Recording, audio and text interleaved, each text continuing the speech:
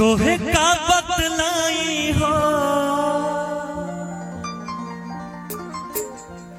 कैसे समझाई हो, दिल हो के जुदा तो से जिया न जाई हो के चांद जैसन, के चांद जैसन चेहरा तोहार दिल हमार ले गई। हमरे साजन नहीं आता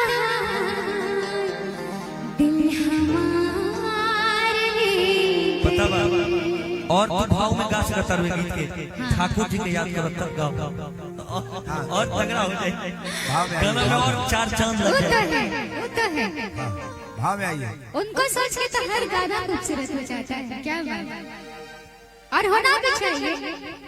पत्नी के लिए पति का भाव भी होना चाहिए। जैसे हमारा राधा के लिए आपका भाभी के प्रति है और भाभी का आपके प्रति है। देखते हैं भाभी आज कितना सोनी लग रही है। हाय हाय लेकिन एक चीज है पहचान नहीं आपकी नहीं।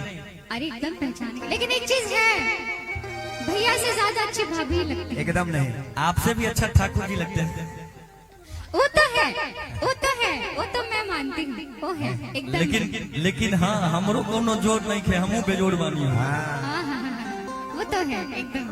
आइए अब याद है आपको क्या हम कितने अच्छे लगते थे पहले।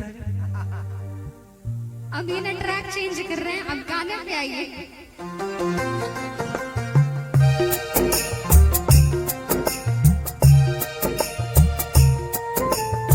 छोटे पापा जिंदाबाद।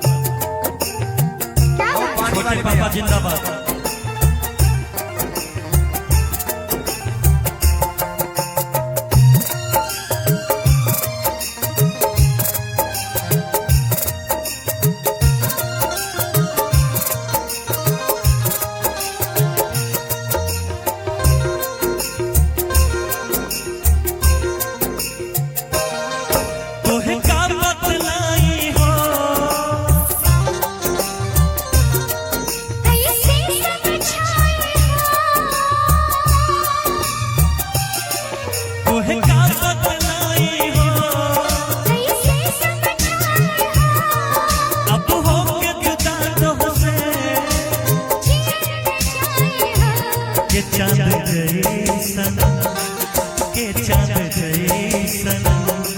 चेहरा तोहार दिल हमार ले गए के चांद जैसन, चेहरा तोहार दिल हमार ले गए।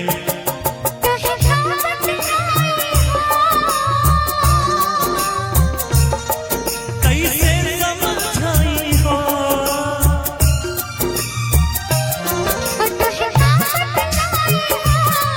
कैसे समझाई हो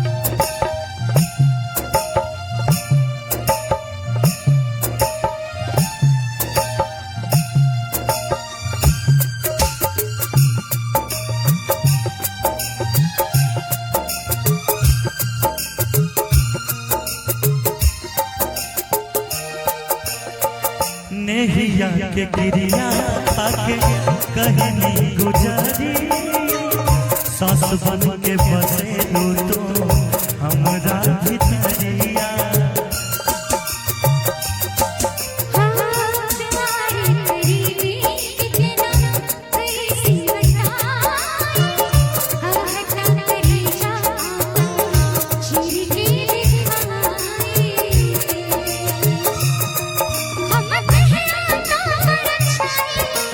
रिश्ता टूट न पाए, ना जन्म जन्म के बंधन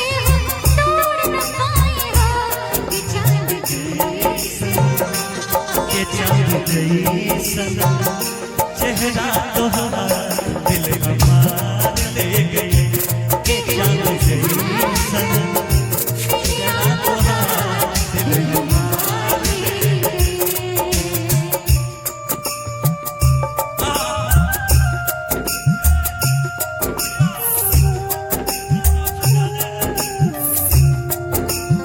क्या बात है?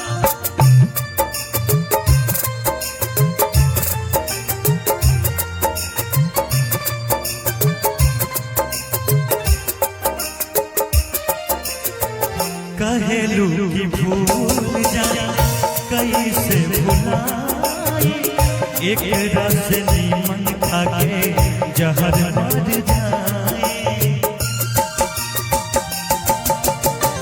रात पूरी दिनवाई से कबहुनाई हमरो मिया सैया बिगड़ जाए।